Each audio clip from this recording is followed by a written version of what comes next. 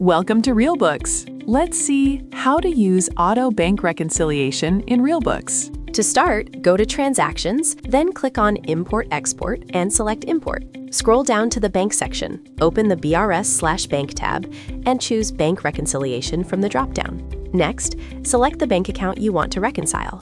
Finally, browse and choose the pre-created bank reconciliation template. Click on Upload Bank Statement and upload your file in Excel format. Then click on BRS to view the uploaded bank entries. Now, the bank reconciliation statement entry screen will appear. Here, select the date range and click on Search.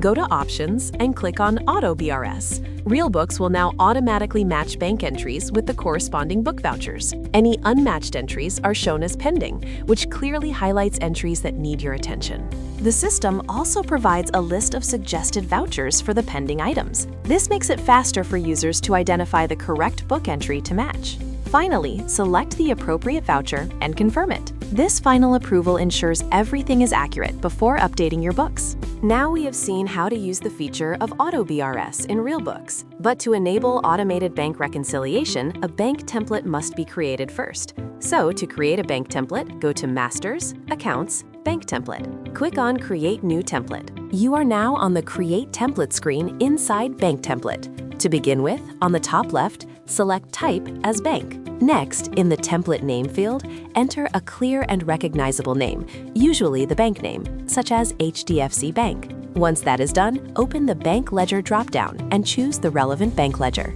Moving ahead, ensure that all configurations in the RealBooks bank reconciliation template exactly match the structure of the uploaded bank statement. Any mismatch may affect auto-reconciliation accuracy. In the header row Start From, enter the row number where the column headers appear in the Excel bank statement. For this statement, the headers start at row 21. Next, set Data Row Start From by entering the row number where the actual transaction entries begin, which is row 23. After this, move to the Column Details section. This is where each column in the bank statement is mapped to the corresponding RealBooks field. Accurate one-to-one mapping as per the bank statement is essential for smooth auto-reconciliation. Start by selecting Column Heading as Date and map it to the correct column. For example, column A, exactly as shown in the bank statement. Then choose Narration/Description/Particulars and assign it to the relevant column, such as column B, matching the statement layout.